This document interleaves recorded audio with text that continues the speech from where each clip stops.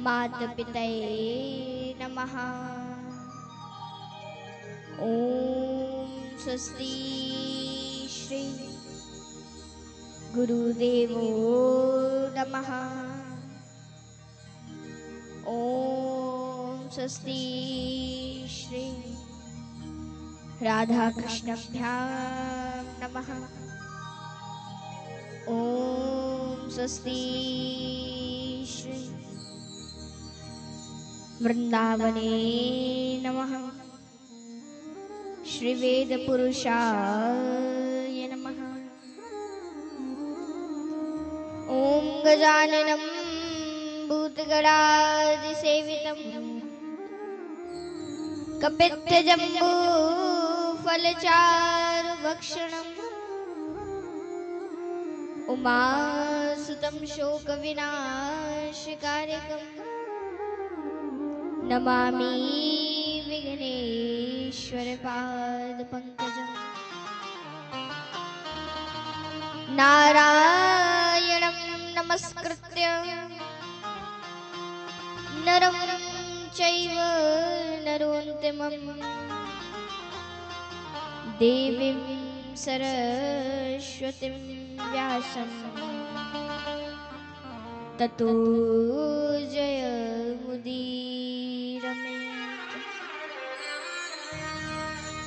लोकाभिरामं रणरङ्गधीरं राजीवनेत्रं रघुवंशनाथं कारुण्यरूपं करुणाकरन्तं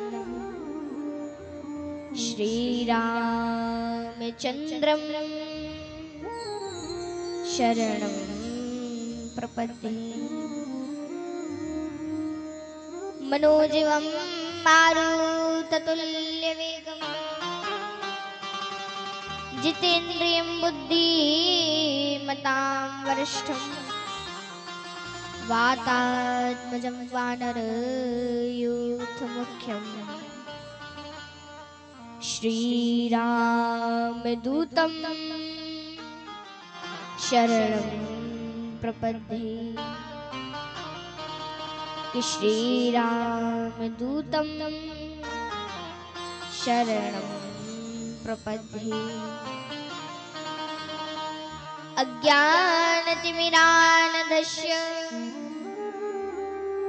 ज्ञानाञ्जनशलाकया चक्षुरुन्मीलितं येन तस्मै श्री गुरुवे नमः। कि तस्मै श्री गुरुवे नमः। राधे मेरी स्वामिनी, मैं राधे जू की दास, जन्म जन्म मोहे दीजियो श्री वृंदावन को वास। वृंदावन के वृक्ष को मरम न जाने को, डाल डाल और पात पात पर श्री राधे राधे होय। कि श्री राधे राधे होय। बोली वृंदावन बिहारी लाल की जय हो। आइए अब हम सभी भक्तजन आज बड़ी ही सुंदर प्रथम दिवस की कथा में प्रवेश करने से पहले हरि संकीर्तन का आश्रय लेते हुए अपने जीवन को कृतार्थ बनाते हैं, धन्य बनाते हैं। सभी भक्तजन बड़े ही भाव से तालियों की सेवा करते रहेंगे। ओ श्रीमन नारायण नारायण हरि हरि, श्रीमन्नारायण नारायण हरि हरि, ओ श्रीमन नारायण नारायण हरि हरि, ओ श्रीमन्नारायण नारायण हरि हरि, ओ भजमन नारायण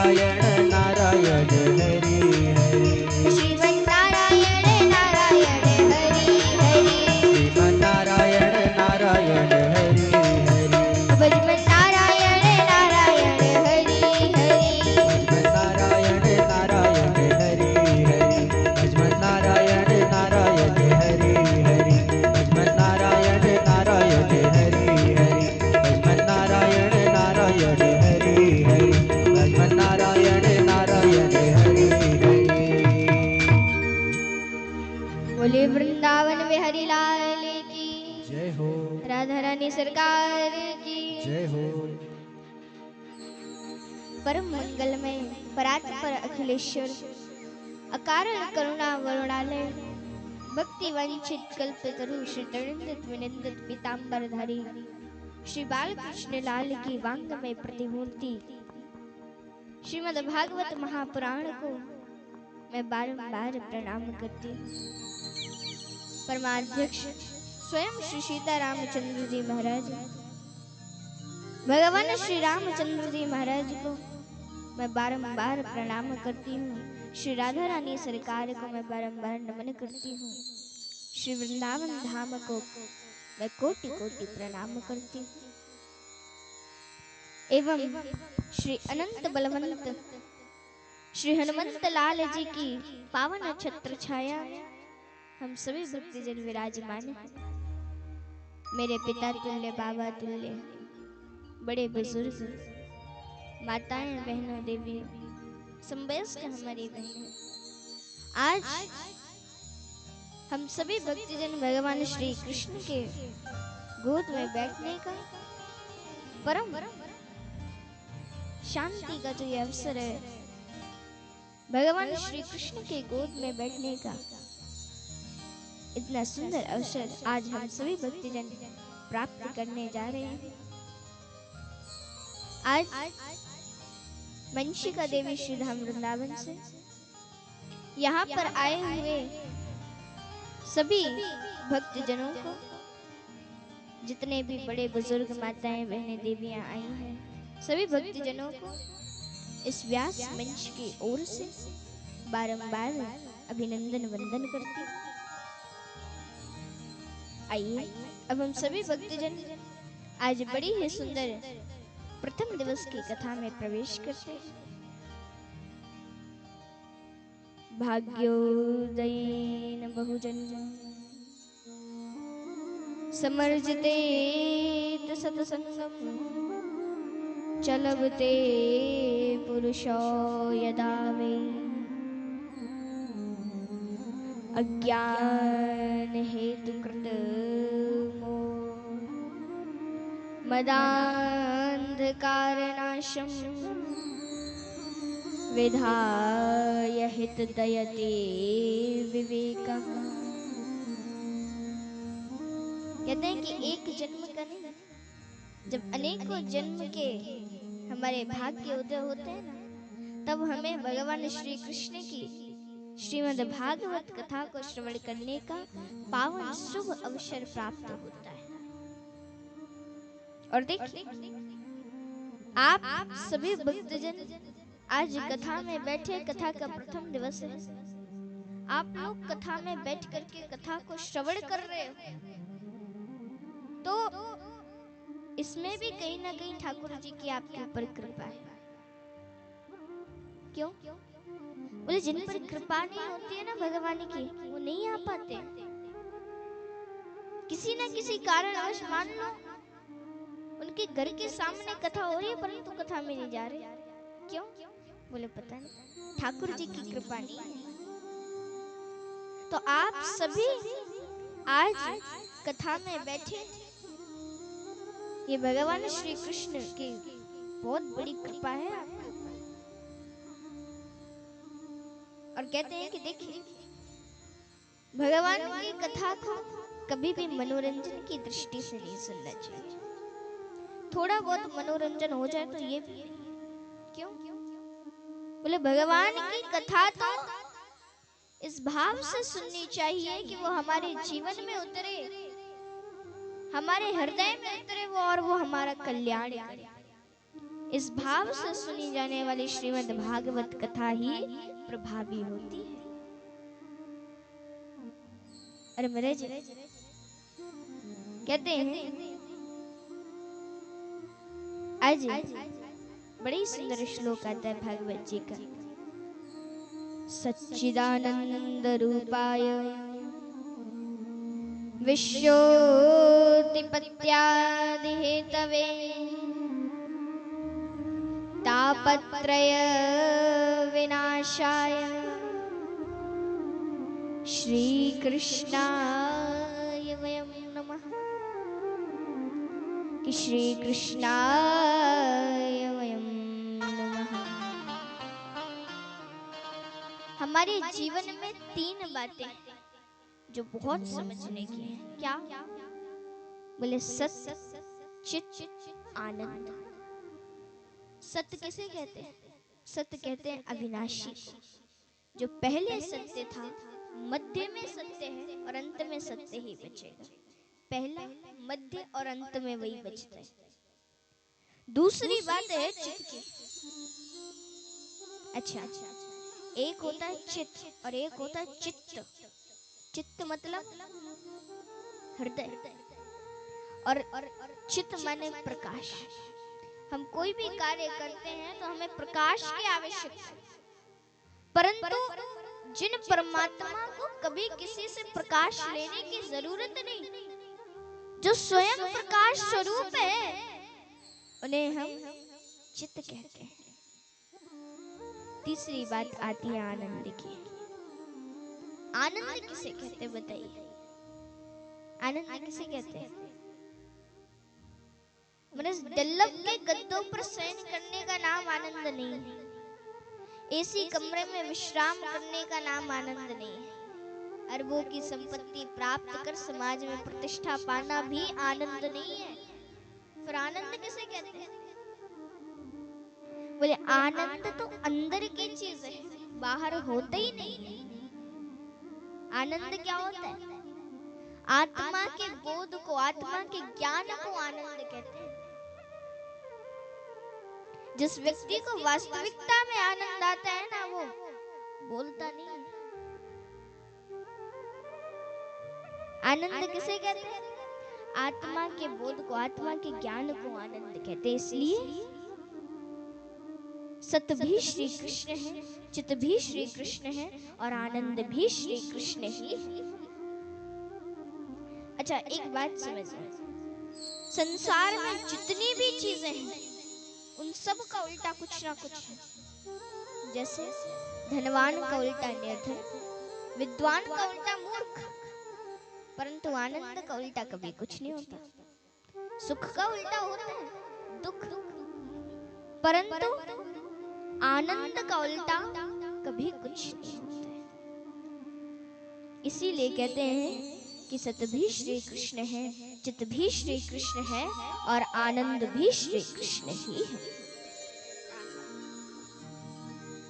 जो विश्व को बनाते हैं, उसका पालन करते हैं, उसको लय कर देते हैं, जिनकी कृपा विलसता से यह सारा संसार चलता है, जिसमें तीनों प्रकार के तापों को विनष्ट करने की सामर्थ्य है, ऐसे श्री कृष्ण को मैं प्रणाम करती हूँ। श्री कृष्णाय वयं नमः।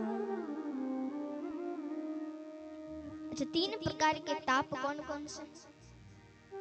तीन प्रकार के ताप कौन कौन से? बताइए। दैहिक, दैविक, भौतिक तापा, राम राज्य कहु हेम व्यापा। सिया राम जय जय राम, राम सिया राम जय जय राम। हो दैहिक, दैविक, भौतिक तापा, राम राज्य कहु हेम व्यापा। राम सिया राम जय जय राम, राम सिया राम जय जय राम। कोई तन दुखी, कोई मन दुखी, कोई धन बिन रहत उदास, थोड़े थोड़े सब दुखी, सुखी राम के दास। कहते हैं कि संसार में ऐसा एक भी व्यक्ति नहीं है जो ये कह सके कि मैं सुखी हूं। कोई भी ऐसा व्यक्ति नहीं है जो ये कह सके कि हाँ मैं सुखी। क्यों? बोले कोई तन दुखी तो कोई मन दुखी। किसी के तो भाई मन में इतनी चिंता है, शरीर तो बढ़िया ठीक ठाक है, कोई बीमारी नहीं है, लेकिन मन में इतनी चिंताएं तो कोई मन दुखी। अब किसी को कोई चिंता नहीं है तो इतनी बीमारियां लगी हैं उसे, कोई तन दुखी। और यदि किसी को ना मन की चिंता ना तन की चिंता, तो फिर बोले धन बिन रहे तो दास। बेचारा दिन भर मजदूरी करता है, इतना सब काम करता है, रोज शाम काल में जो कुछ मिल जाता है उसी से अपने परिवार का पालन कर रहे हैं। तो बोले धन बिन रहे तो उदास। अब क्या करें महाराज, धन बिन रहे तो उदास, धन नहीं है। अब जब धन ही नहीं है तो कहते हैं कबीरा सब जग निर्धना, धनवंता नहीं कोई, धनवंता सोई जानिए, जको राम नाम धन होई। कहते कि संसार में धनी कौन है बताइए, संसार में धनी कौन है? जिसके पास कौन सा धन है? देखिए कहते हैं कि महाराज इस संसार में धनी कोई नहीं है। इस संसार में धनी तो वही है जिसके पास राम नाम का धन है, गोविंद के नाम का धन जिसने कमा लिया ना, वही सबसे बड़ा धनी है। इसीलिए कहते हैं कि महाराज वैसा धन कमाओ ना कमाओ, लेकिन राम नाम रूपी धन कमाओ। एक बार क्या होता है, बोले एक सेठ जी थे, उन सेठ जी ने अपने जीवन में बहुत सा धन कमाया, बहुत धन कमाया, इतना धन कमाया कि उनकी कई पीढ़ियां घर बैठे खा सकती हैं, इतना धन कमाया।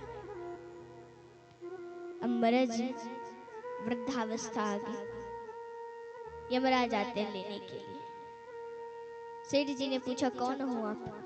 बोले हम यमराज हैं, आपका समय पूरा हुआ, अब आप चलिए।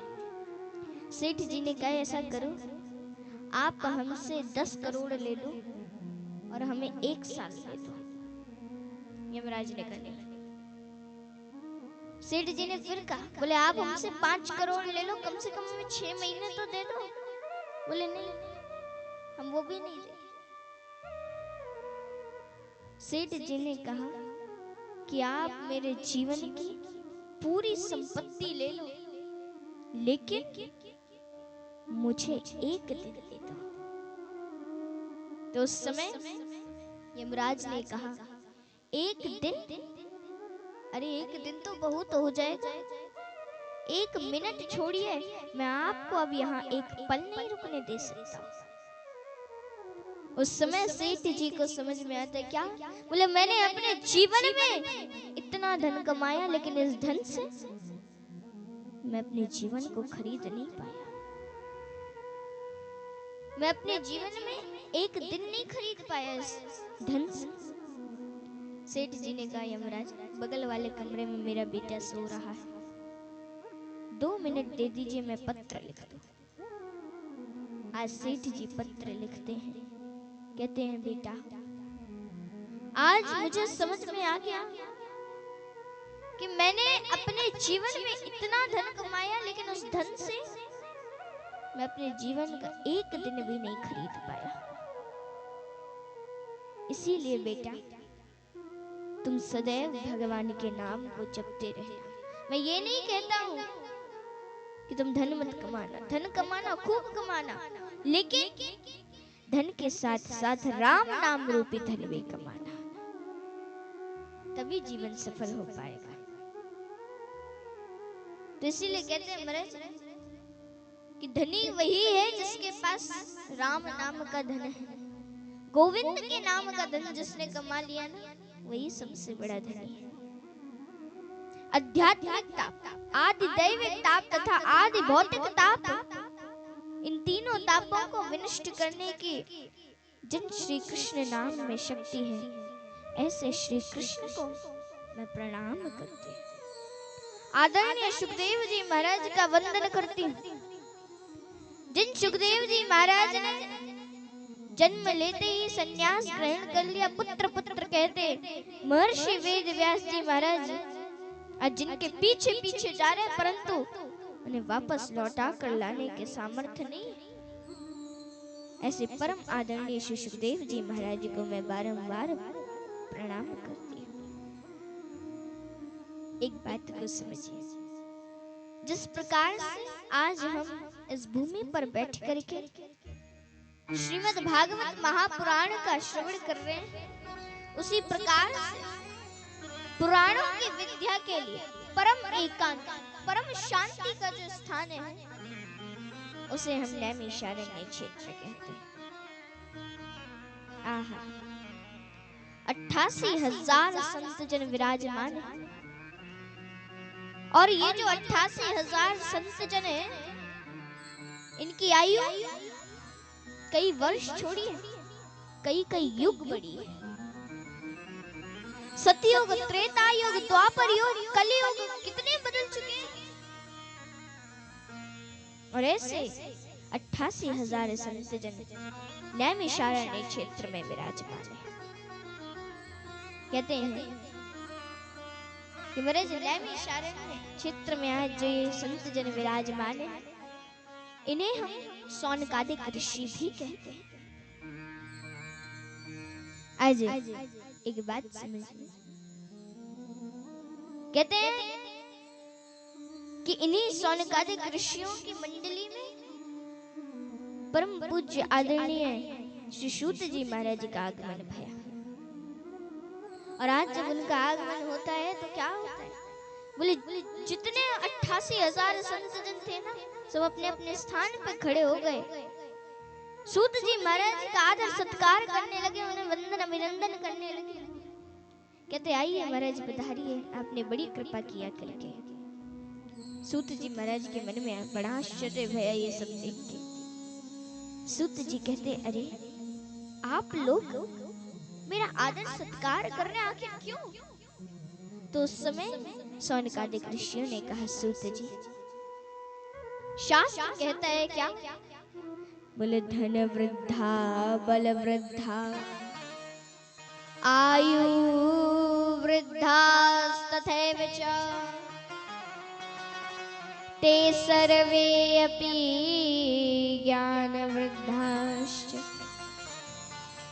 किम गिरा शिष्य किम गिरा। बोले अरे आज सौनकादिक ऋषि सूत जी से कहते हैं, सूत जी शास्त्र कहता है कि कोई धन में बड़ा होता है तो कोई बल में बड़ा होता है, कोई आयु में बड़ा होता है तो कोई पद में बड़ा होता है, परंतु जो ज्ञान में बड़ा होता है वो सबसे बड़ा होता है। और सूत जी हमारे भीतर बैठे हुए इस अज्ञान रूपी अंधकार को मिटाने के लिए आप करोड़ों सूर्य के समान हैं। आज जब ऐसा कहते हैं तो महाराज सूत जी महाराज के मन में प्रसन्नता भी। सौनकादिक ऋषियों ने कहा सूत जी आप हमें कोई ऐसी कथा श्रवण कराएं जिसको श्रवण करने के बाद संसार के लोगों को श्री कृष्ण के चरणों की प्राप्ति हो, उनके चरणों में निष्ठा और बढ़े, भक्ति और बढ़े, उनके प्रति प्रेम और बढ़े, जिससे संसार के लोगों का कल्याण हो, उनको मुक्ति प्राप्त हो। कोई ऐसी कथा हमें श्रवण कराए। आज सूत जी के मन में बड़ी प्रसन्नता हुई। सूत जी महाराज गदगद हो गए। और देखिए यहाँ पर एक बड़ी सुंदर भाव आता है और कहते हैं, हो संतन के संग लाग रे तेरी अच्छी बनेगी, संतन के संग लाग रे तेरी अच्छी बनेगी। ओ संतन के संग लाग रे तेरी अच्छी बनेगी। संतन के संग लाग रे तेरी अच्छी बनेगी। ओ अच्छी बनेगी तेरी बिगड़ी बनेगी।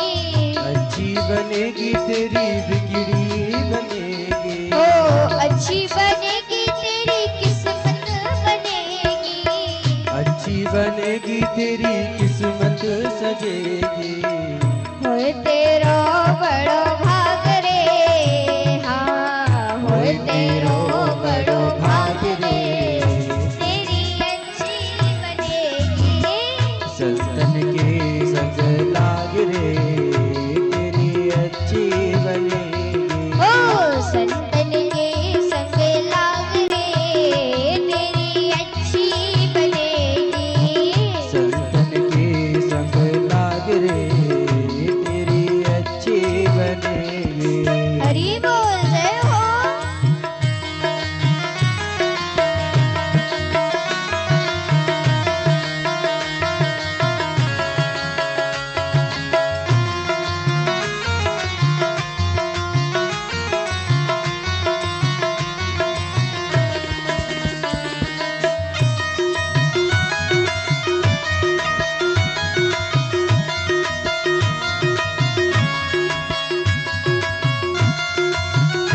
श्री राधे।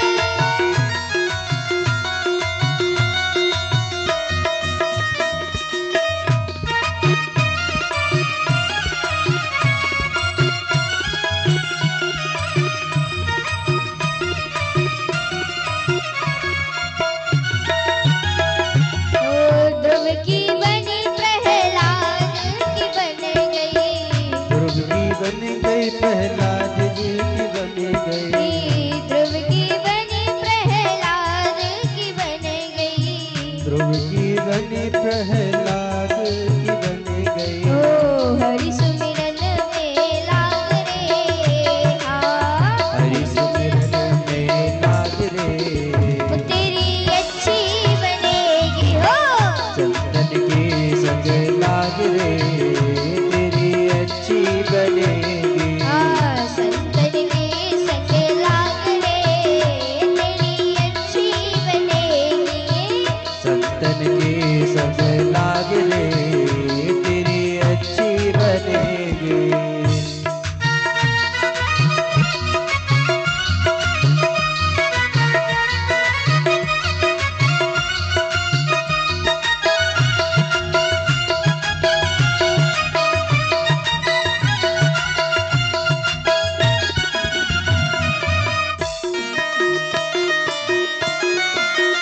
सभी भक्तजन लंबे लंबे हाथ ऊपर करते श्री राधे।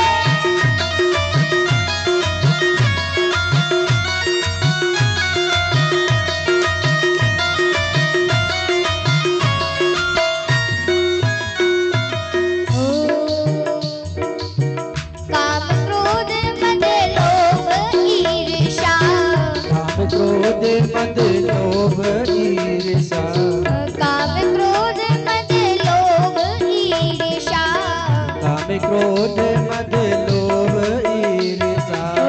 त्याग सके तो त्याग रे, हाँ त्याग सके तो त्याग रे वो तेरी अच्छी बनेगी। संतन के संग लाग रे तेरी अच्छी बनेगी। ओ संतन के संग लाग रे तेरी अच्छी बनेगी। संतन के संग लाग रे तेरी अच्छी बनेगी।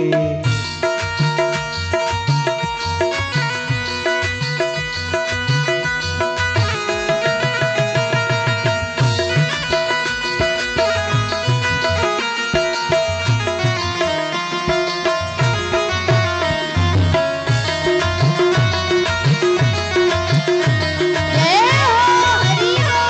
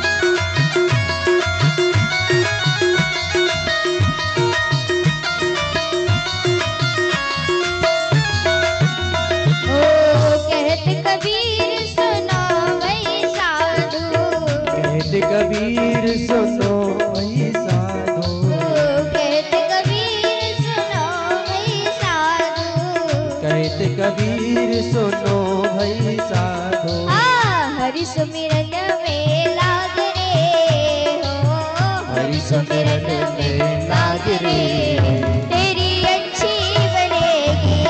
संतन के संग लाग रे, तेरी अच्छी बनेगी। हो संतन के संग लाग रे, तेरी अच्छी बनेगी। संतन के संग लाग रे, तेरी अच्छी बनेगी। संतन के संग लाग रे, तेरी अच्छी बनेगी। संतन के संग लाग रे, तेरी बिगड़ी बनेगी। संतन के संग लाग रे, तेरी अच्छी बनेगी। संतन के संग लाग रे, तेरी बिगड़ी बनेगी। बोले वृंदावन में हरि लाल की जय हो। आज सूत जी महाराज सोनकादिक ऋषियों से कहते हैं कि आपने बिल्कुल सही प्रश्न किया। क्यों? बोले हम जन्म लेते हैं, बड़े होते हैं, लंबे होते हैं, युवा होते हैं, वृद्ध होते हैं, मर जाते हैं, अपने जीवन को यूं ही बर्बाद कर देते हैं। कितने लोग ऐसे होंगे जो रविवार के दिन ताश पत्ते खेलते हैं। अच्छा, अगर वे ही लोग कथा में आके बैठ जाए ना, तो मेरे जब तक कथा चल रही है 4 घंटे तक बार बार घड़ी देखेंगे, कब जल्दी समय हो, कब जल्दी छुट्टी हो। तो कहते हैं कि संसार के कार्यों में हमारी दुष्ट प्रवृत्ति इतनी बढ़ रही है और भगवत कार्य में सब कुछ होता है। क्या कहते हैं?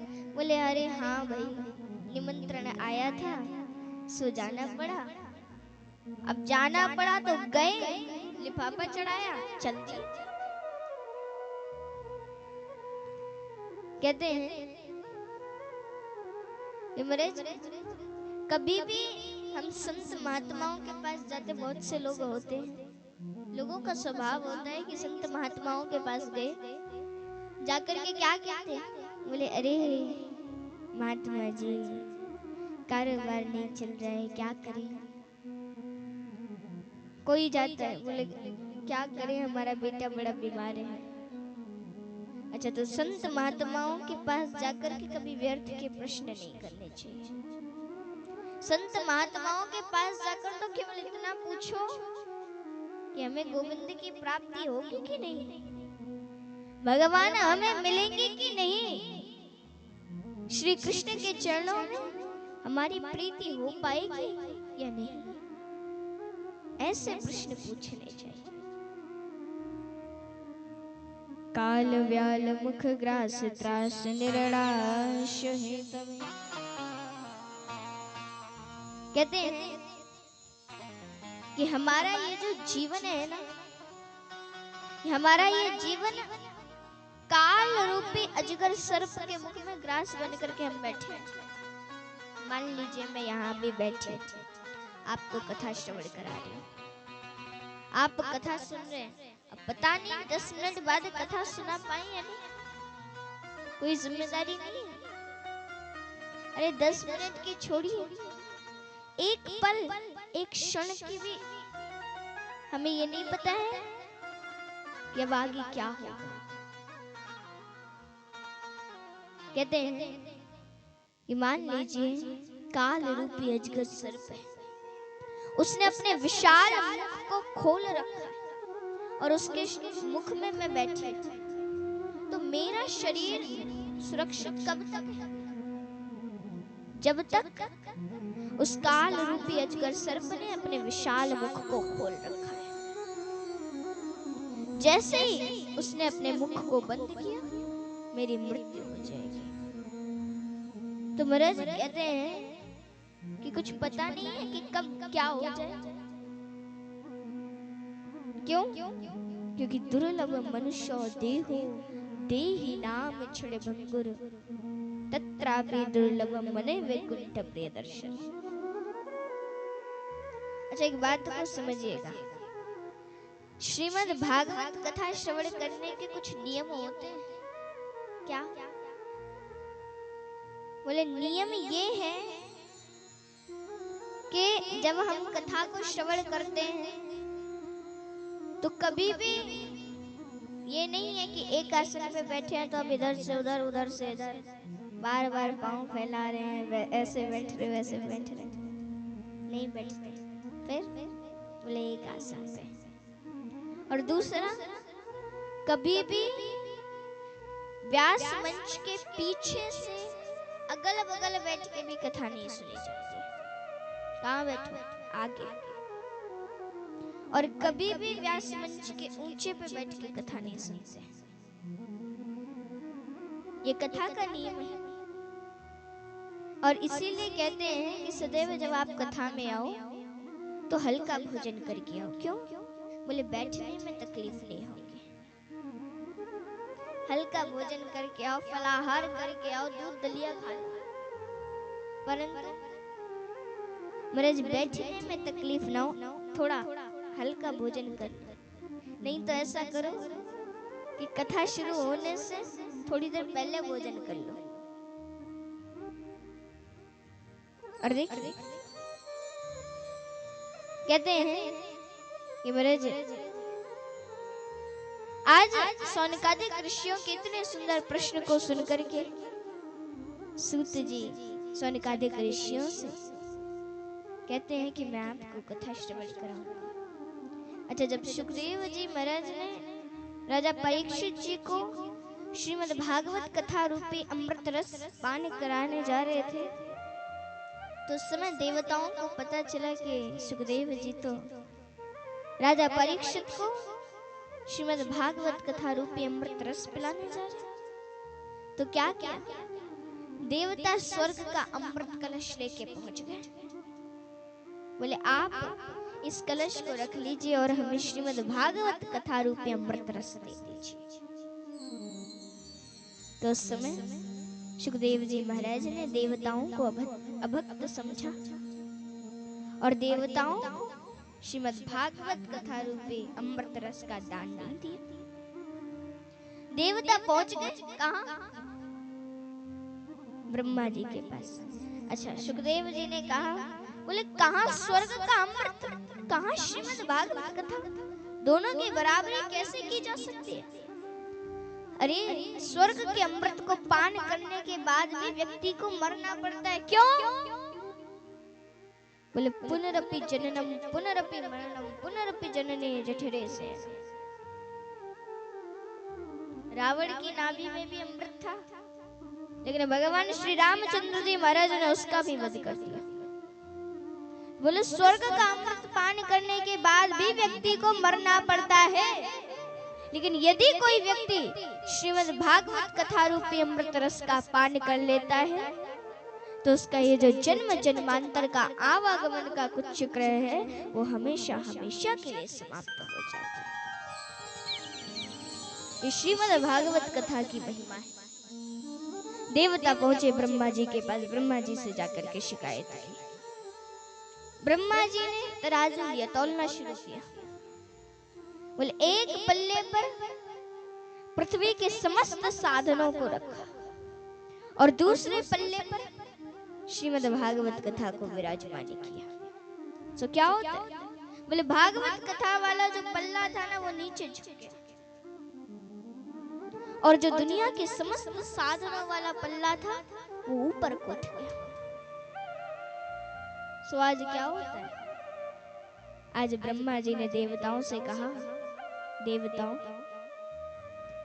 श्रीमद् भागवत कथा कोई पोथी नहीं है, कोई किताब नहीं है, बल्कि साक्षात भगवान श्री कृष्ण के द्वारा बोले हुए शब्द, भगवान की लीलाएं हैं इसमें। राज ब्रह्मा जी ने जब इतनी सुंदर महिमा देवताओं को बताई, सभी देवता आनंदित हो गए। कहते हैं कि मेरे एक बात को समझना, हम लोग दिन में 3 बार भोजन करते हैं, लेकिन भजन कितनी बार करते हैं बताइए?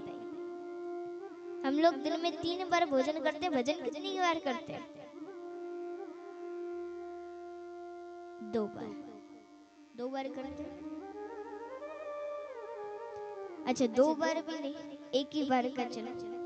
सुबह सुबह जब नहा धो के बढ़िया तैयार हुए, पूजा किया, उतना ही थोड़ा बहुत जो कर लिया सो कर लिया। फिर बोले दिन भर याद नहीं रहता है। शाम को ऐसा, शाम को जल्दी जल्दी पूजा की, बोले जल्दी खाना खाओ और सो जाओ।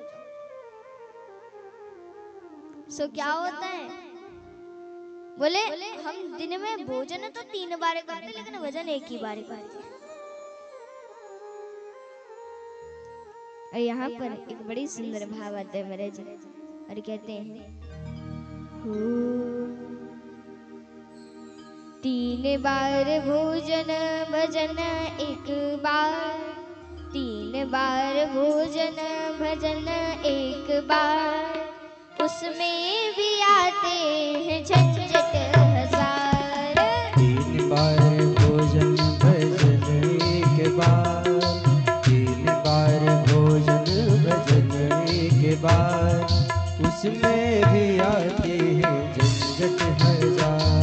3 बार भोजन भजन एक बार, 3 बार भोजन भजन एक बार, उसमें भी आते हैं झंझट हजार। उसमें भी आते हैं झंझट हजार। उसमें भी आते हैं झंझट हजार। उसमें भी आते हैं झंझट हजार।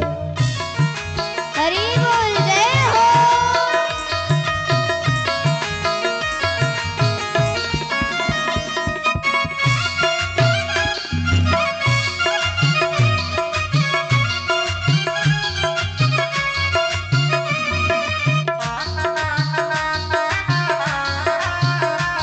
श्री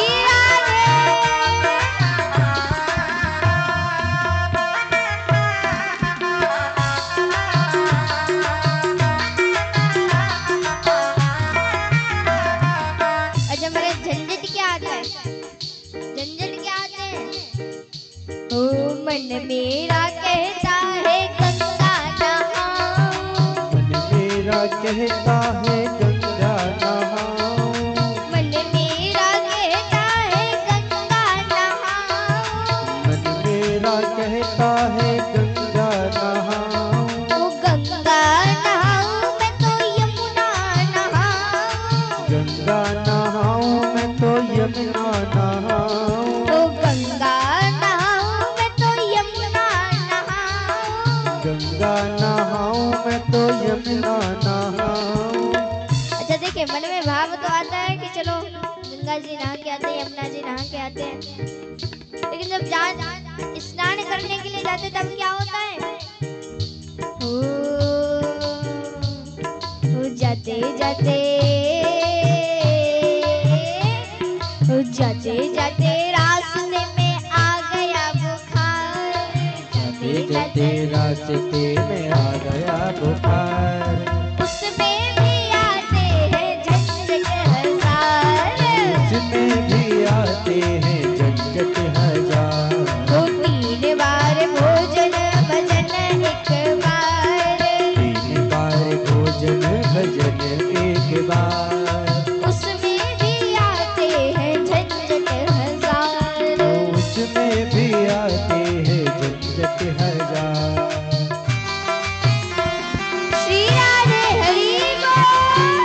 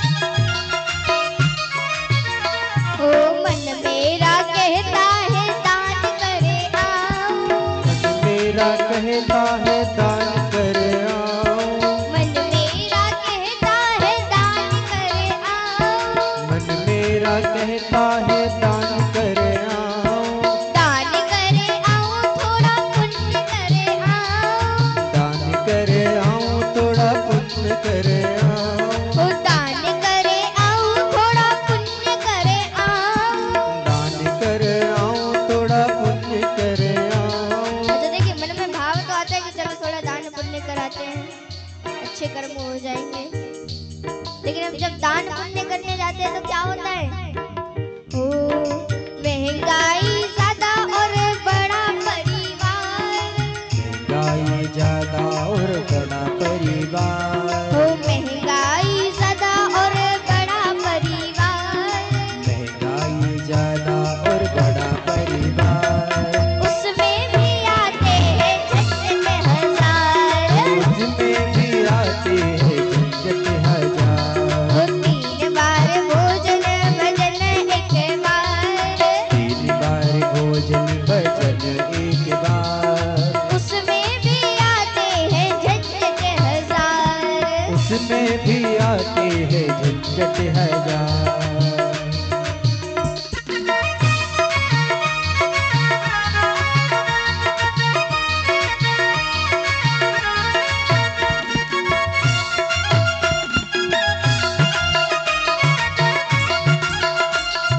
श्री राधे जय हो।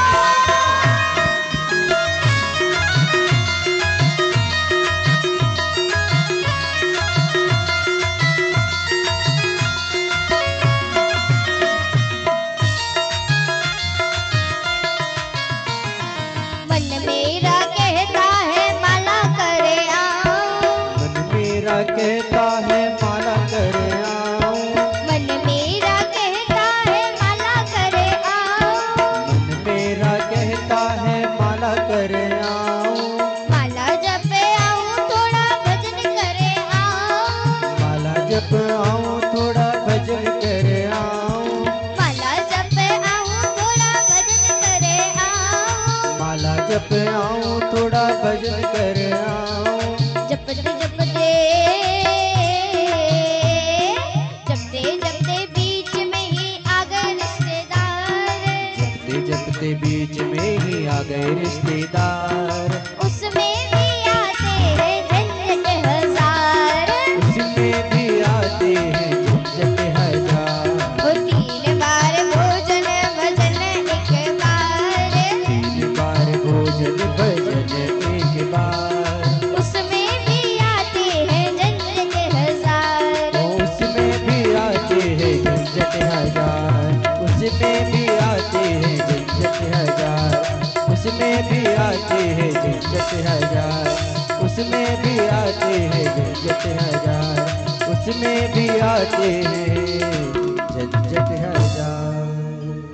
बोलिए वृंदावन में हरि लाल की जय हो। और देखिए आज कहते हैं कि महाराज सूत जी महाराज अब कथा श्रवण कराने लगते हैं शौनकादिक ऋषियों को, और प्रसंग आता है महाराज। अच्छा देखिए कहते हैं कि नारद जी का स्वभाव है कि नारद जी कभी एक जगह बैठते नहीं है और सनत कुमार ज्यादा घूमते नहीं है। तो आज महाराज सनत कुमार बैठे हुए थे, नारद जी महाराज रोते रोते आ रहे। सनत कुमारों ने देखा, पूछा क्या बात है नारद जी, आप रो क्यों रहे? तो उस समय नारद जी ने रोते हुए सनत कुमारों को प्रणाम किया और कहा कि हे सनत कुमारों, मैं पृथ्वी पर आया, पृथ्वी को सबसे ज्यादा श्रेष्ठ समझ के यहाँ आया। अहं तु पृथ्वीं यातो ज्ञात्वा सर्वोत्तमामिति, पुष्करं च प्रयागं च काशी गोदावरीं तथा। नारद जी ने कहा कि मैं पृथ्वी पर आया, पृथ्वी को सबसे ज्यादा श्रेष्ठ समझ के मैं यहाँ आया। हरिक्षेत्र गया, कुरुक्षेत्र गया, सेतुबंध रामेश्वरम गया, गंगोत्री यमुनोत्री समस्त तीर्थों में गया, लेकिन मैं सच बता रहा हूं, मुझे कहीं पर भी आनंद नहीं मिला, कहीं पर भी सुख और शांति नहीं मिली। मैं जहां पर भी जाता ना तो कोई व्यक्ति सत्य बोलता है और ना ही कोई धर्म कर्म का काम करता है, ना भजन कीर्तन करता है। यदि कोई व्यक्ति एक बार सत्य बोल भी देना तो बारंबार गिनेगा, लेकिन यदि झूठ दिन में 50 बार भी बोले ना तो उसकी भी कोई गिनती नहीं है। कोई धर्म कर्म का काम कर दिया तब तो महाराज सबसे कहेंगे ये ऐसा काम हमने किया, अरे ये काम हमने किया, हमने इतना अपना जीवन इस कार्य को समर्पित किया। लेकिन यदि कोई बुरा काम हो जाए तो क्या कहते हैं, बोले अरे भगवान की इच्छा थी सो हो गया, भगवान पे डाल दिया। तो ऐसा नहीं करते महाराज। क्यों? बोले परमात्मा की इच्छा के बगैर तो कुछ भी नहीं होता। परंतु यदि आप ऐसा कह रहे हो कोई बुरा काम हो गया, कोई पाप हो गया और कह रहे हो कि भगवान की इच्छा से हुआ है, तो यदि कोई धर्म का काम हुआ है तो वो भी भगवान की इच्छा से हुआ है। भगवान, अच्छा एक बात को समझना, संत जन कहते हैं कि परमात्मा वो नहीं करते जो हमें अच्छा लगता है, भगवान वो नहीं करते जो हमें अच्छा लगता है, भगवान वो करते जो हमारे लिए अच्छा लगता है। ये भगवान का स्वभाव है। कहते हैं कि महाराज अब तो नारद जी ने सनत कुमारों से कहा कि बड़ों का आदर सम्मान सब गया, घर में तो नई बहू की चलती आई, महाराज बुजुर्गों को कौन पूछे। सनत कुमारों ने कहा अरे घर में नई बहू की चलती अच्छी बात है। क्यों? बोले बहू घर की लक्ष्मी होती, परंतु बड़े बुजुर्गों से भी सलाह लेनी चाहिए। सो क्या होता है, नारद जी ने सनत कुमारों से कहा रे सनत कुमारों, अब तो बड़े बुजुर्गों की सलाह नहीं ली जाती, फिर बोले सलाह लेने के लिए साले जी को ससुराल से बुलाते हैं, सलाह लेते हैं। और हमारे ब्रज में एक कहावत है, ब्रज में कहते हैं कि ब्रज दीवार बिगाड़े यारो और घर बिगाड़े सारो। क्यों? बोले दीवार में अलमारियां ज्यादा निकालोगे तो दीवार कमजोर हो जाएगी, और घर में साले जी की सलाह लोगे तो बर्बाद हो जाओगे। क्योंकि महाराज कौरवों के घर में मामा शकुनी की कृपा से क्या हुआ तो सब जानते हैं। भाई भाई ने आपस में युद्ध कर लिया, किसकी वजह से? मामा शकुनी की वजह से। ये स्वभाव है। इसीलिए क्या करते हैं, बोले घर में साले जी की सलाह मत लो, अपने घर के बड़े बुजुर्गों की सलाह है। और मैं आज आपको एक बात बता दूं, तो यदि आप अपने जीवन में कोई भी कार्य अपने बड़े बुजुर्गों की सलाह से करोगे ना, तो वो कार्य कभी भी असफल नहीं होगा। और जिस घर में बड़े बुजुर्गों की सलाह ली जाती है, उस घर में कभी भी कुछ गलत नहीं होता है। वो घर कभी टूटता नहीं है, कभी बिखरता नहीं। आज कहते हैं कि देखिए अब तो आज नारद जी सनत कुमारों को अपना दुख बताते हैं। अब जब सनत कुमारों को अपना दुख बताते हैं तो क्या होता है? अच्छा आपको एक बात बता दें, देखो महाराज बहुत से लोग होते हैं, क्या होता है कि देखो जब कथा में आते हैं ना, तो आपको एक बात बताए, कुछ लोग होते हैं उनके मन में कथा में जाने से पहले ही भाव आ जाता है, क्या बोले वहां क्या कथा होगी। तो यदि मन में ऐसा भाव आ गया ना कि वहां क्या कथा होगी, और उसके बाद आप कथा में आके बैठे, भले वो कथा में, मन आपका कथा में नहीं है। क्यों? बोले आपके मन ने तो पहले ही कह दिया कि वहां कथा नहीं होनी है। तो अब आप भले ही बैठे रहो कथा में 4 घंटे तक, लेकिन आपका मन कथा में नहीं लगेगा। और आपको बताएं कि जब तक ठाकुर जी की कृपा नहीं होती है ना, तब तक मन कथा में नहीं लगता है। बहुत से लोग ऐसी होती, बहुत सी माताएं ऐसी होती हैं, क्या होता है बोले घर की चिंता लगी है, बैठी कथा में, शरीर कथा में और मन घर में। क्या होता है? बोले अभी जाके खाना बनाना है, अभी जाके ऐसा कार्य करना है। तो क्या होता है मेरे, जब तक ठाकुर जी की कृपा नहीं होती है ना, तब तक हमारा मन कथा में नहीं लगता है। और देखिए आज कहते हैं कि महाराज नारद जी आज जा रहे थे, देखा कि भक्ति देवी बैठी रो रही हैं, आसपास सभी नदियां आकर के बैठी हैं, उन्हें शांत करा रही हैं। ज्ञान वैराग्य मूर्छित होकर के पड़े। तो क्या करते नारद जी आज भक्ति देवी से जाके कहते, देवी आप कौन है, आपका परिचय क्या है, और ये दोनों इस प्रकार से ये मूर्छित होकर के क्यों पड़े? तो आज भक्ति देवी ने अपना परिचय बताया और कहते हैं कि ज्ञान वैराग्य, इनको बुढ़ापा आ गया। यदि ज्ञान वैराग्य को बुढ़ापा आ गया तो संसार का क्या होगा? किसी की भी मुक्ति नहीं हो पाएगी, किसी का भी कल्याण नहीं हो पाएगा। क्या कहते हैं? आज महाराज बोले क्या करें? तो उस समय नारद जी ने जब इस बात को सुना तो नारद जी ने वेद का पाठ किया, वेदांत का पाठ किया, लेकिन कुछ नहीं था। सनत कुमारों ने कहा एक बार आप श्रीमद् भागवत महापुराण का पाठ करिए। सो क्या होता है?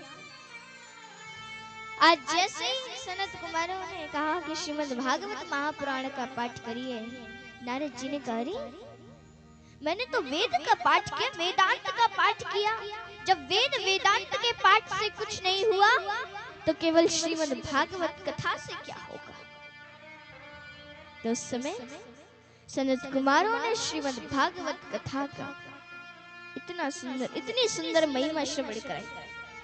कहते हैं कि अरे इस कथा को श्रवण करने के बाद महाप्रेत भी मुक्ति को प्राप्त होता है। ये महिमा है श्रीमद् भागवत कथा की। और देखिए आज कहते हैं सनत कुमारों ने कहा कि तुंगभद्रा नदी के किनारे एक बड़ा ही सुंदर नगर था, उत्तम नगर, बड़ा सुंदर गांव था, और उसी गांव में एक पंडित जी रहते थे, उनका नाम था आत्मदेव। और ये जो आत्मदेव नामक पंडित जी है ना, ये बड़े तपस्वी तेजस्वी मनस्वी थे, ज्ञानी थे। लेकिन महाराज क्या होता है कि इनके घर में कोई पुत्र नहीं, कोई संतान नहीं, बेटा बेटी कुछ भी नहीं। अब आत्मदेव जी के घर में तुलसी जी का बिरवा है, वो भी हरा भरा नहीं होता है, गाय है वो भी बांझी। क्या करें? अब पड़ोसी तो महाराज भगवान की कृपा से ही अच्छे पड़ोसी मिलते हैं, और ज्यादा बढ़िया मिल जाए तो कहीं ना जा सके। तो महाराज अब पड़ोसियों का आना शुरू हो गया पंडित जी के घर। पड़ोसी कहते हैं अरे पंडित जी, आपके घर में तुलसी जी का बिरवा है, परंतु वो सूख क्यों जाता है? आपकी गाय भी बांझ है। पंडित जी आपके घर में संतान नहीं है ना, इसीलिए ये सब हो रहा है। अब पड़ोसियों का कहना शुरू हो गया, पड़ोसियों ताने देने। जब कहना शुरू हो गया तो क्या होता है? आज महाराज कहते हैं कि देखिए अब पंडित जी के मन में बड़ी गलानी थी। तो आज पंडित जी क्या किए? बोले घर छोड़ करके वन की ओर चले गए और तुंगभद्रा नदी के किनारे बैठ करके एक वृक्ष के नीचे बैठते रो रहे बैठे। एक संत ने देखा, देखने में तो ये तेजस्वी ब्राह्मण लगता है, परंतु इस प्रकार से यहाँ वन में अकेले बैठ करके क्यों रो रहे हैं? पूछे तो सही। संत ने जाकर के पूरी व्यथा पूछी। आत्मदेव जी ने आज पूरी व्यथा बता दी अपनी। संत ने कहा, अरे आत्मदेव जी, गोविंद को अपना पुत्र मानी, कन्हैया को अपना पुत्र मानी। अरे भगवान आपको पुत्र देते तो ये आपके भाग्य की बात है, लेकिन भगवान ने आपको पुत्र नहीं दिया, ये आपके लिए सौभाग्य की बात है। बोले क्यों? बोले पुत्र होकर के यदि मर जाता तो फिर मन में और गलानी होती। क्या? बोले हुआ तो था पर मर गया, तो इससे अच्छा तो हुआ ही नहीं। और बोले इसीलिए भगवान को अपना पुत्र मानो। कहते हैं कि ये तो हमारे पिता माता स्वामी सखा हमारे, भगवान को अपना सब कुछ मानो, अपना पुत्र मानो, भाई मानो, पिता मानो, गुरु मानो, जगदीश्वर है भगवान। तो आज कहते हैं, पंडित जी ने कहा मेरे घर में संतान नहीं है तो आप मुझे कथा सुनाने लगे। अरे मैं इसी जंगल में अपने पुत्र प्राप्ति के लिए इसी वन में मैं तड़प तड़प के मर जाऊंगा, परंतु बिना पुत्र प्राप्ति का आशीर्वाद प्राप्त किए मैं घर लौट के नहीं जाऊंगा। संत को दया आ गई, संत ने फल दिया। संत ने कहा कि इसको ले जाकर के अपनी पत्नी को दे देना, सारे नियम बता दिए। आत्मदेव जी बड़े प्रसन्न हुए, घर आके धुंधली देवी को देते हैं। अच्छा, ये जो धुंधली देवी है ना, इनका जैसा नाम है वैसे ही गुण है, यथा नाम तथा गुण। महाराज कभी तो सामने वालों से झगड़ा होता है, कभी पड़ोसियों से झगड़ा हो जाता है, कभी किसी से झगड़ा हो जाता है, मनोरंजन चलता ही रहता है। अब पंडित जी बेचारे जाते हैं यजमानों के घर पूजा पाठ के लिए, तो दिन भर धुंधली देवी का ही साम्राज्य रहता है। सायं काल में जब पंडित जी घर लौट के आते हैं ना, तो द्वार पर ऐसे हाथ जोड़ के खड़ी होती है, मनो सती अनुसुईया जी के बाद इन्हीं का नंबर है। अब महाराज फल ला के दिया आत्मदेव जी ने, धुंधली देवी ने फल ले लिया, आत्मदेव जी यजमानों के घर पूजा पाठ के लिए चले गए। इधर धुंधली देवी उस फल को लेके अपनी सखी के पास गई। उसकी सखी जो थी बड़ी गरीब थी, उसके 7 बच्चे थे, 7 संतान थी। सो क्या होता है कि अब तो महाराज धुंधली देवी ने अपनी सखी से कहती है, कह रही है, हे भगवान, हे परमात्मा, जिसके घर खाने को नहीं उसके घर खाने वालों की लाइन लगी, और जिसके घर खाने का भंडार है उसके घर खाने वाला नहीं। सखी कहती तुम्हारा क्या मतलब है, मैं समझी नहीं। धुंधली देवी ने पूरी बात बता दी। बोले देखो, सखी ने कहा अरे चिंतित मत हो, ऐसा करते हम इस फल को गाय को खिला देते हैं। और क्या क्या धुंधली देवी ने कहा कि मैं अपने पेट पर कपड़ा बांध लूंगी, नाटक कर लूंगी, और तुम अपनी 8वीं संतान मुझे दे देना। तो उस समय सखी ने कहा ठीक है। अब तो महाराज धुंधली देवी ने आत्मदेव जी से कहा कि मैंने उस फल को खा लिया। कुछ समय बीता, धुंधली देवी ने अपनी सखी का पुत्र ले लिया। अब आत्मदेव जी से कहा कि मुझे पुत्र हुआ है। आत्मदेव जी बड़े आनंदित भये। आज जब बड़े आनंदित भये आत्मदेव जी से क्या होता है, आत्मदेव जी ने बढ़िया उत्सव मनाए।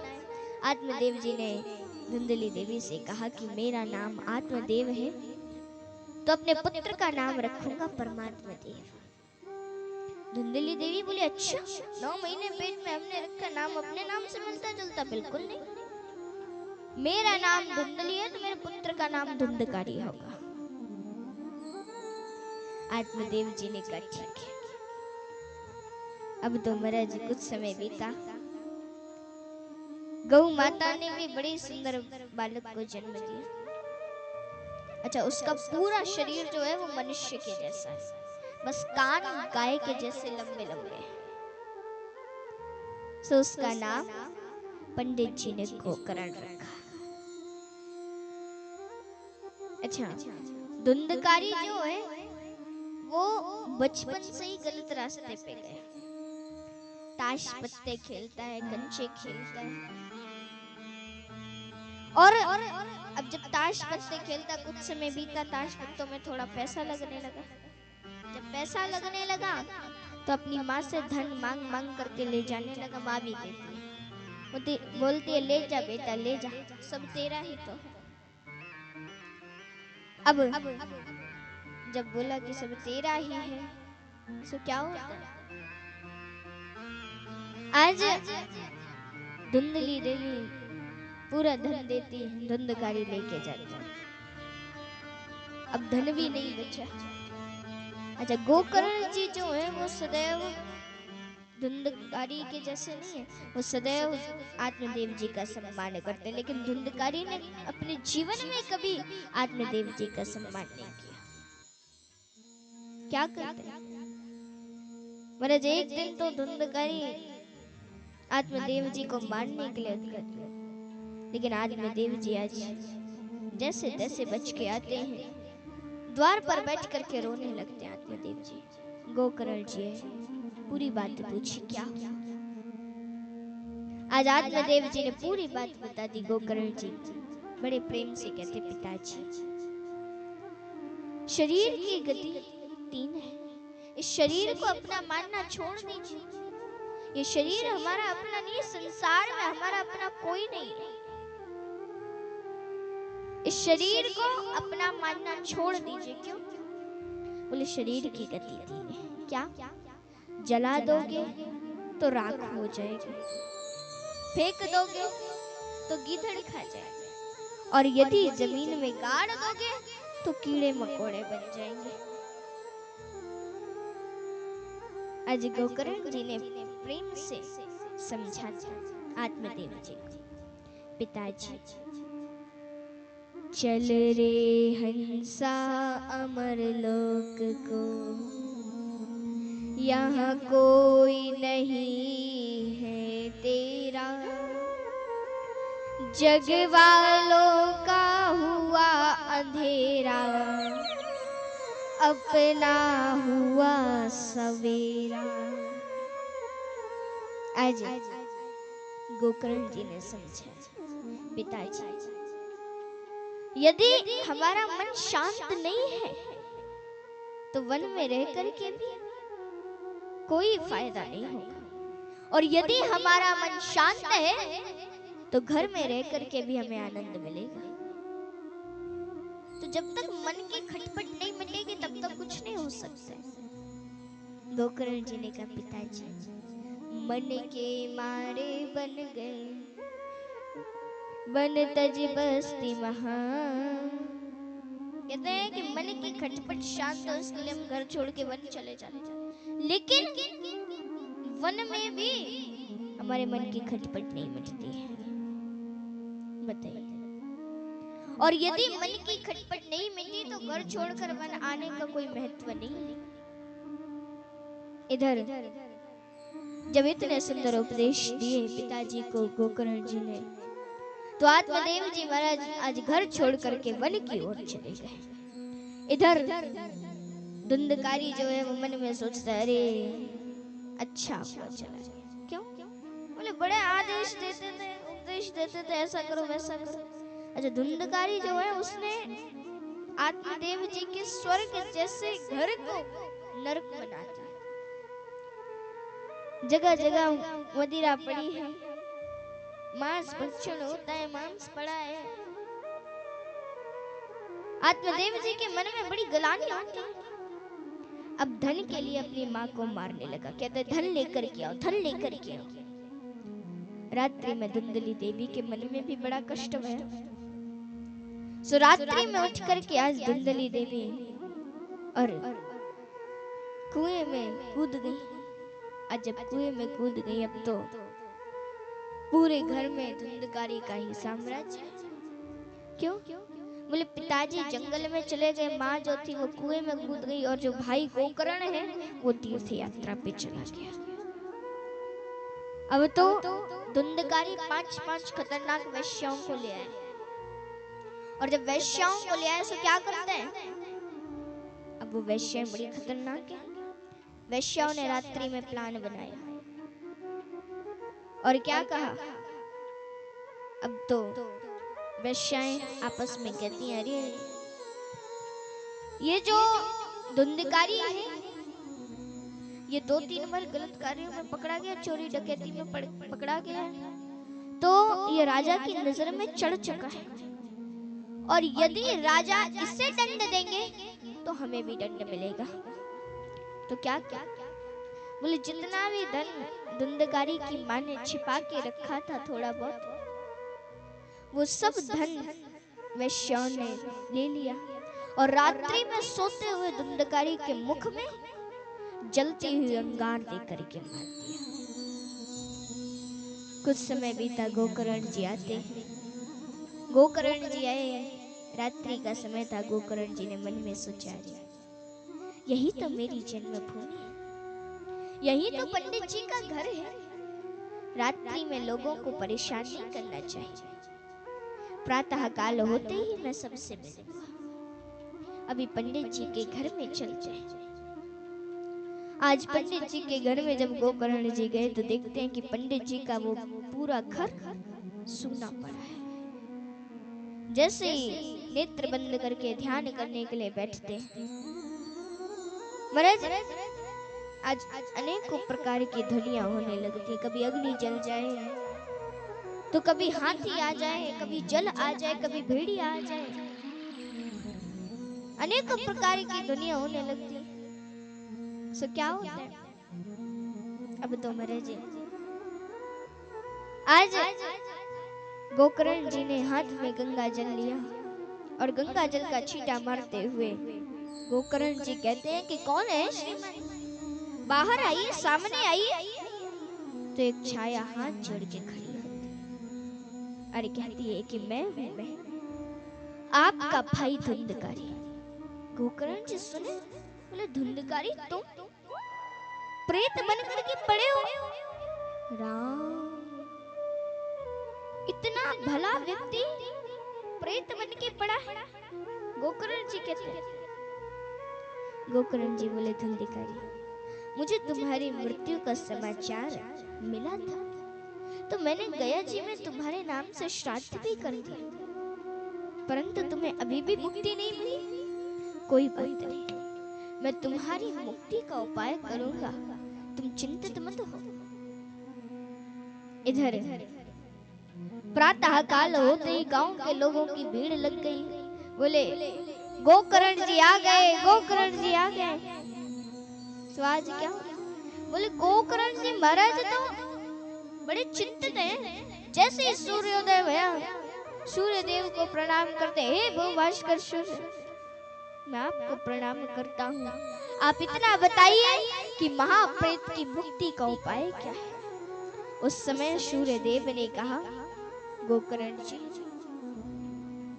महाराज, धुंधकारी की मुक्ति का केवल एक ही उपाय है। क्या? आप श्रीमद् भागवत कथा ज्ञान यज्ञ करिए। गांव वालों ने सुना तो बड़ी ही सुंदर पांडाल बनाया, व्यास मंच बनाया, चौकियां बनाई और व्यास मंच पर श्रीमद् भागवत महापुराण को विराजमान किया।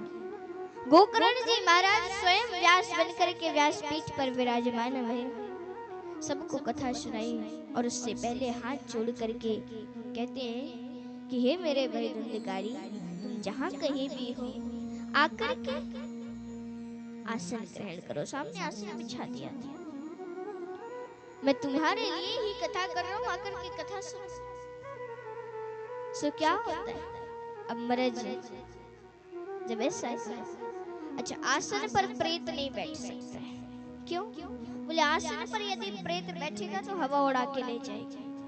तो जहां पर पांडाल था वहीं पर बांस की सप्तकंठी लगी थी।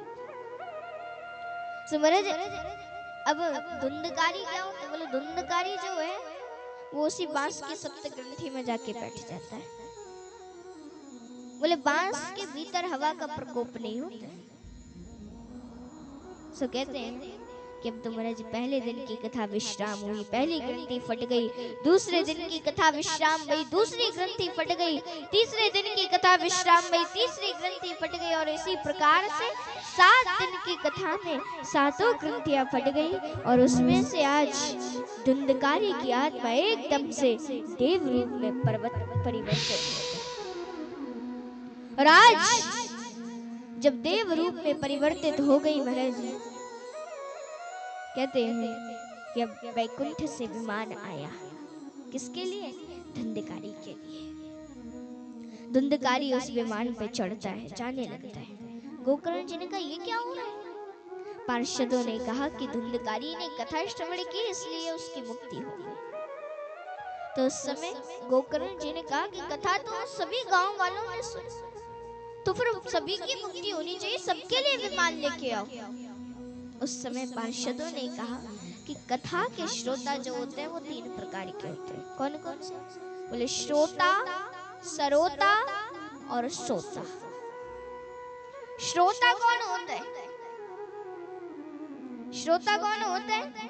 बोले जो कथा को बड़े मन से भाव से सुनता है, बार बार इधर उधर उठ के नहीं जाना है, इधर से उधर नहीं हिलना है, एक आसन पे बैठ के जो कथा को सुनता है वो होता है श्रोता। अब दूसरी बात है सरोता की। सरोता कौन होता है? बोले जो सुपारी काटता है। और जब वो कथा में आता है तो क्या कहते हैं? कथा के मुख्य यजमान से कहते हैं यजमान जी पांडाल तो अच्छा है, बड़ा है, परंतु थोड़ा टेढ़ा है। व्यास जी तो अच्छे हैं, कथा भी सुनाते हैं, भजन भी करते हैं, परंतु बीच बीच में यदि चुटकुले हो जाए तो और आनंद आ जाए। मतलब 4 घंटे में जो 50 खूबियां निकाल दे वो हो जाता है सरोता। अब तीसरी बात आती है सोता की। सोता कौन होता है?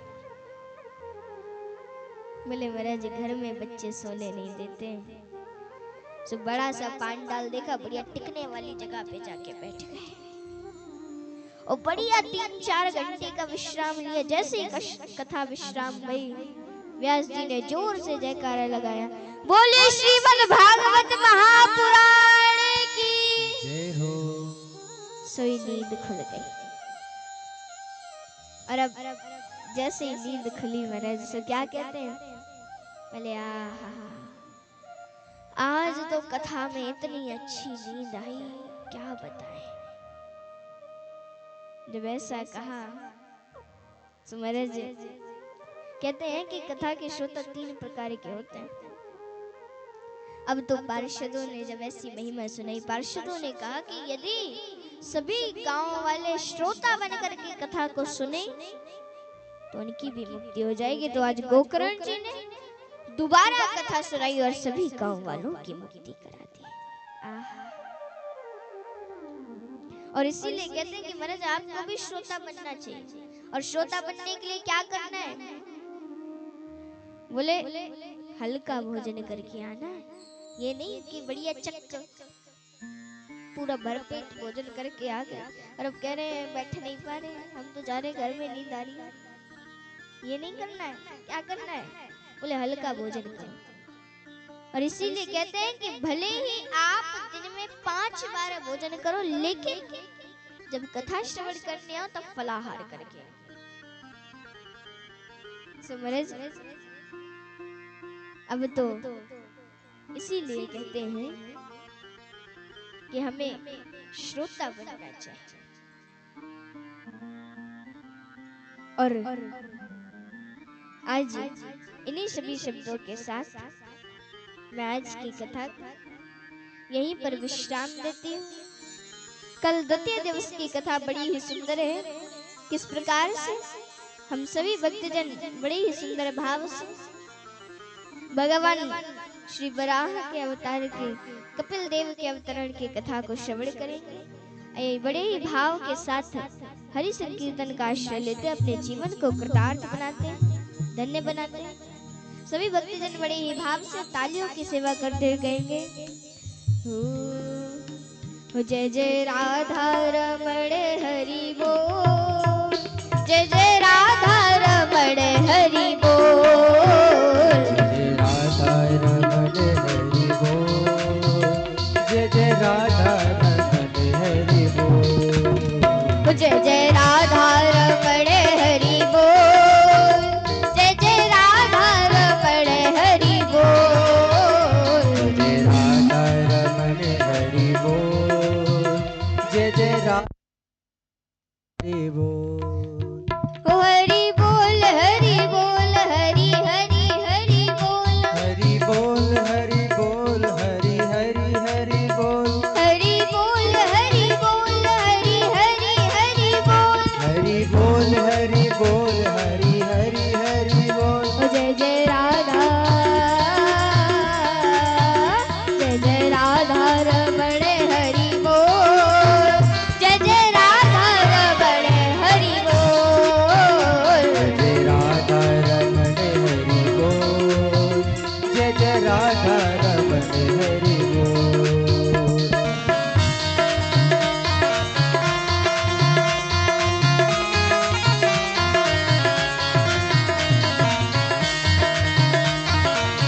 श्री राधे।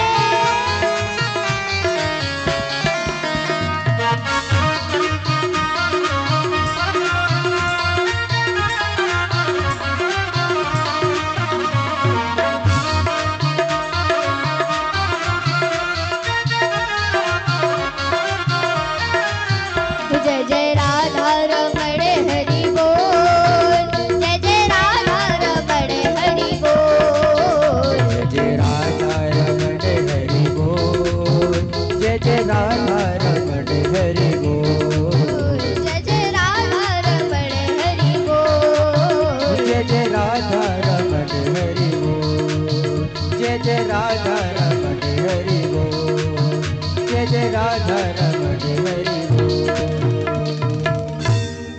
बोले वृंदावन बिहारी लाल की, जय हो, राधा रानी सरकार की, जय हो, आज के आनंद की। जय हो।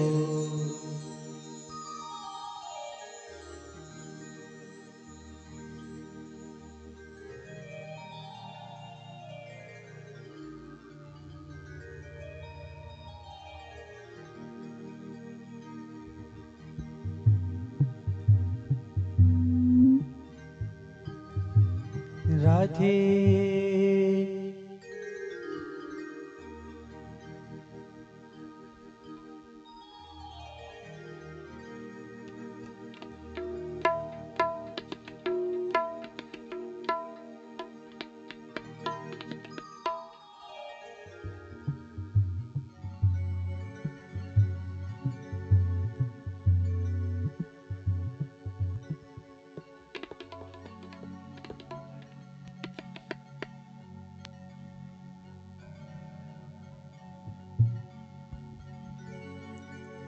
सभी को सूचित किया जाता है कि कल का समय जो कथा का है वो 2 से शाम 6 बजे तक रहेगा। सभी अपने गृहस्थ कार्यों से निवृत्त होकर पंडाल में पहुंचे और कथा श्रवण कर जीवन धन्य बनाए।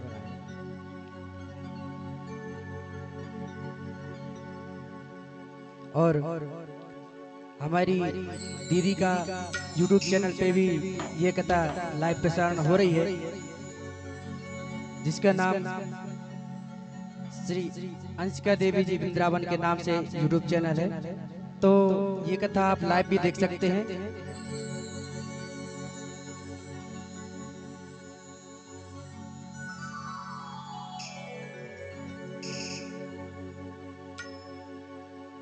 हरि ओम ज्वाला मालिन्ये नमः,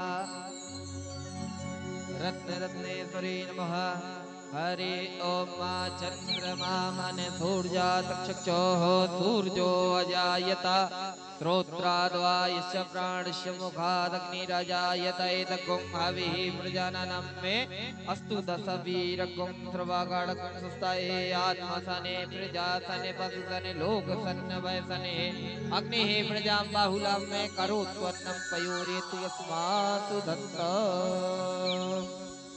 बांके बिहारी तेरी आरती गाओ, हे गिरधर तेरी आरती गाओ। बांके बिहारी तेरी आरती गाओ, हे गिरधर तेरी आरती गाओ। आरती गाओ प्यारे आपको रिझाओ, आरती गाओ प्यारे आपको रिझाओ। हे गिरधर तेरी आरती गाओ, हे गिरधर तेरी आरती गाओ। मोर मुकुट प्यारे शीश पे सोहे, मोर मुकुट प्यारे शीश पे सोहे। प्यारी बंसी मेरो मन मोहे, प्यारी बंसी मेरो मन मोहे। एक छवि बल हारी में जाऊं, बांके बिहारी तेरी आरती गाऊं। हे गिरधर तेरी आरती गाऊं। मोर मुकुट प्यारे शीश पे सोहे, चरणों से निकली है गंगा जी प्यारी, चरणों से निकली है गंगा जी प्यारी। हूँ जिसने सारी दुनिया तारी, जिसने सारी दुनिया तारी। उन चरणों के मैं दर्शन पाऊं, बांके बिहारी तेरी आरती गाऊं। हे गिरधर तेरी आरती गाऊं, हे गिरधर तेरी आरती गाऊं। दास अनाथ के नाथ आप हो, दास अनाथ के नाथ आप हो। सुख दुख जीवन प्यारे साथ आप हो, सुख दुख जीवन प्यारे साथ आप हो। हरि चरणों में मैं शीश झुकाऊं, बांके बिहारी तेरी आरती गाऊं। हे गिरधर तेरी आरती गाऊं, हे गिरधर तेरी आरती गाऊं। श्री हरिदास के प्यारे तुम हो, श्री हरिदास के प्यारे तुम हो। मेरे मोहन जीवन धन हो, मेरे मोहन जीवन धन हो। एक युगल छवि बल बल जाऊं, बांके बिहारी तेरी आरती गाऊं। हे गिरधर तेरी आरती गाऊं, हे गिरधर तेरी आरती गाऊं। कर कोर गौरम करुणावतारम, संसार सारम भुज गीत हारम। सदा वसंतम हृदयाल वृंदे, भवं भवानी सहितं नमामि। त्वमेव माता च पिता त्वमेव, त्वमेव बन्धु च सखा त्वमेव, त्वमेव वेद्या सर्वं त्वमेव, त्वमेव सर्वं मम देव देव। अच्युतं केशवं राम नारायणं, कृष्ण दामोदरं वासुदेवं वै। श्रीधरं माधवं गोपिका वल्लभं, जानकी नायकं रामचन्द्रं भजे। हरे राम राम राम हरे हरे, हरे कृष्ण कृष्ण कृष्ण हरे हरे। हरे राम राम हरे हरे, हरे कृष्ण कृष्ण कृष्ण हरे हरे। हरे राम राम राम हरे हरे, कृष्ण कृष्ण हरे हरे। जलीना शीतलीकरणं पुष्पै देवादिवन्दनम् आत्मादिवन्दनं चक्षुरोदिवन्दनं दशो दिशायादिवन्दनं वन्दनं प्रतिवन्दनम् आस्तो शरणं स्वयात्म कल्याणार्थे स्वयं जागृत्वा आत्मादिवन्दनं चक्षुरोदिवन्दनं हरिः ओं माद्योः शान्तिरन्तरिक्षगुं शान्तिः पृथिवी शान्तिरापः शान्तिरोगदयः शान्तिः वनस्पतयः शान्तिर्वे देवाः शान्तिर्ब्रह्म शान्तिः सर्वगुं शान्तिः शान्तिरेव शान्तिः सामा शान्तिरेधे यतो यदा समीहते ततो नो अभयं गुरु सम्नः गुरु प्रजाभ्यो भयन्नः पशुभ्यः सुशान्तिर्भवति।